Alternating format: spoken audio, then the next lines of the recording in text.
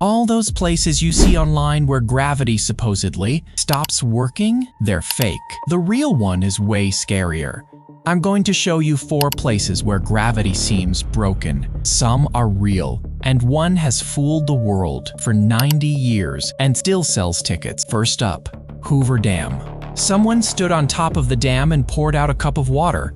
It didn't fall. It spread out in midair, curved back, and splashed him in the face. That clip got 7.4 million views, but the comments went crazy because someone went to the same dam, stood in the same spot, poured the same cup of water, and it just fell straight down. Nothing happened. So why? Was somebody lying? Actually, no. How tall is Hoover Dam? 221 meters. Think of a 60-story building wedged into the mouth of Black Canyon. When strong winds blow, the wind speed in that canyon can top 80 kilometers an hour. What does that feel like? Like sticking your hand out the window of a car on the highway. So here's the question. When wind that strong slams into a 221-meter concrete wall, where does it go? It has nowhere to go but up. There's a name for this. Slope lift. Sounds technical, but you've seen it all the time. Eagles hover beside cliffs on it. Paragliders ride it hundreds of meters above ridgelines. Humans have been using that rising air for decades. And there's a second layer. The bottom of the dam is dry and hot. Above it is an entire cold reservoir holding up to 35.2 billion cubic meters of water when full. When hot and cold air meet, the hot air gets pulled upward. It's the same reason a rush of air spills out when you open the door with the AC on in. Summer just scaled up tens of thousands of times, so that cup of water wasn't defying gravity. It was being pushed back by an invisible wall of wind. So why can't everyone film it? Because on days when the wind isn't strong enough, you're just sprinkling a little water on a dam that moves hundreds of cubic meters a second. Nothing happens. Verdict, fake. It's weather, not a miracle. One last coincidence in engineering, Hoover Dam is officially a gravity dam. It holds back water with its own weight. A structure with gravity in its name became world's most famous anti-gravity photo spot. Number 2, the mystery spot in Santa Cruz, California. Its website still says it's a gravitational anomaly, supposedly discovered in 1939 by surveyors. A circular area about 46 meters across. Inside, balls roll uphill, water flows uphill, people stand at a 45-degree angle without falling, and your height seems to change. Sounds serious, right? But in August 2014, the state of California made it. Historical landmark number 1055. Here's what the official file says. It is California's first and most significant tilted roadside attraction, designed and built by George Notice Prather. The word built. So who was George Prather? A farmer's son, trained as an electrician, ran a welding shop and an auto repair shop, and held 5 patents, the best known for a front-wheel alignment device. In other words, he understood machines and angles. On October 21st, 1940, he bought 18 acres of redwood forest. Then he cut the trees, sawed the boards, and built a 2-room cabin on a steep slope himself.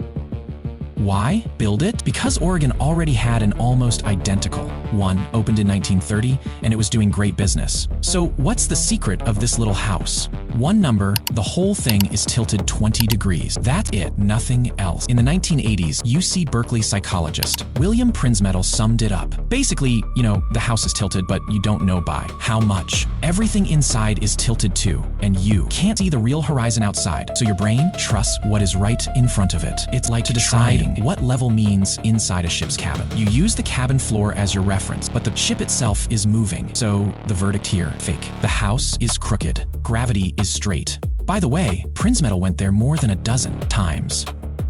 He knew exactly how it worked, and it still fooled him. So no, it's not silly, especially because they're still selling tickets. Number 3, Myanmar's Golden Rock. This rock is real, and it looks impossible. Half of it hangs over the cliff, almost floating underneath. Countless believers push it and cover it in gold leaf, and it doesn't move. Local legend says it stays balanced on a single hair of the Buddha. I'm not here to argue with the legend. I just want to give you 2 measured numbers. The rock weighs 611.5 tons. Its contact area with the base is only 0.714 square meters. How big is that? About 85 centimeters. On a side, roughly twice the footprint of a home washing machine. Let's calculate the pressure on that contact patch. 611,500 kilograms times gravity, divided by 0.714. That's roughly 8.4 million pascals, or 84 atmospheres. That sounds terrifying. but granite's compressive strength is usually between 100 and 250 million pascals. In other words, it still has a safety margin of more than 10 times, even dozens of times. It's extremely stable. Nothing about it is barely hanging on. So why doesn't it fall? For a very simple reason. As long as the projection of its center of mass still lands inside the contact patch, it won't tip. Push a book 2/3 of the way off a table, and it still doesn't fall. Same idea. From worshippers pushing it is nowhere near enough to move the center of mass past the edge. Verdict: it looks real, but it isn't anti-gravity. It's gravity doing the math perfectly. But remember, balance doesn't mean forever. In Tandil, Argentina, there was once a 30-ton granite rock supported underneath by one tiny rounded point.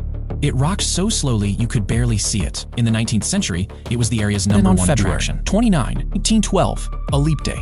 Sometime between 5 and 6 in the evening, it fell and broke into 3 pieces. Not a single person saw it happen, and the cause still isn't settled. Some say blasting at a nearby quarry shook it loose. Others say it was vandalism. In 2007, the town put a replica back on the original spot. On opening day, the president showed up. City Hall took the day off and schools were closed. But that replica is bolted down tight. It doesn't rock. So a lot of the Argentinian floating rock clips you see online today are just a fixed copy. The real one has been lying at the foot of the hill for over a century. So we've covered 3. Are any of them real? Actually, no. They're all fake, because not one is a true gravity anomaly. So is there a real one? Yes, Mount Huascaran in Peru.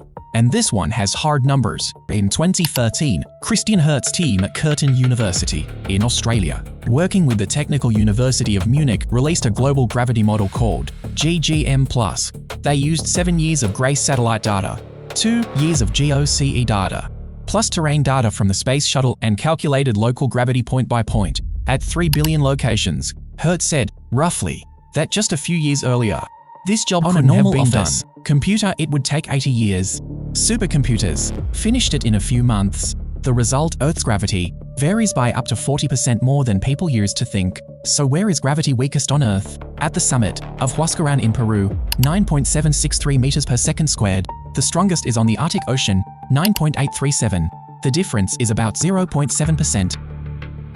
What does that mean? Here are 2 conversions you can check yourself. First, if you drop a rock from 10 meters in both places, it lands in Peru 16 milliseconds later than at the Arctic. Second, a 100-kilogram person going from the Arctic Ocean to the top of Huascaran would lose about 0.7 kilograms of weight. But their mass never changes. So why this mountain? 3 things. It's at 9 degrees south, almost on the equator, and Earth's rotation makes the equator bulge outward. So you're already farther from Earth. Elevation is 6,768 meters, the highest mountain in the tropics, pushing it even farther out. Add the density of the rocks underneath, and with all 3 stacked together, it takes the global low, a real one. So yes, gravity on Earth really is different from place to place.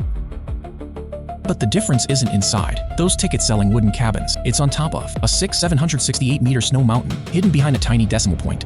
And for the finale, 1 person. All episode, I've talked about things that look like they break gravity, but they don't. So has anyone actually done it? Yes, 1 person.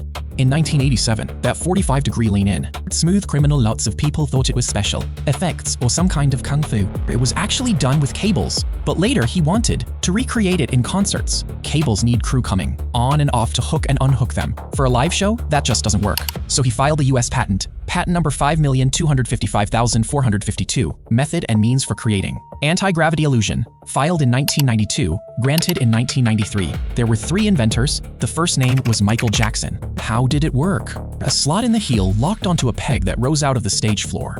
When it wasn't needed, the peg sank back down. The audience never saw it. The patent abstract says it plainly. It was a system allowing the wearer to lean forward beyond their own center of gravity. And the document says in black and white, it was an anti-gravity illusion for entertainment. So, the only person in this whole story who truly leaned past his center of gravity without falling did it by patenting a pair of shoes. And how do we tell what's level? Not with our bodies, but with the pillars, the wall, the curb in front of us. But pillars can lean, walls can tilt, and curbs can lie. So in a cabin tilted 20 degrees, people think gravity itself is wrong. We always think we're standing so steadily, but really, we're just in a room nobody told us was tilted.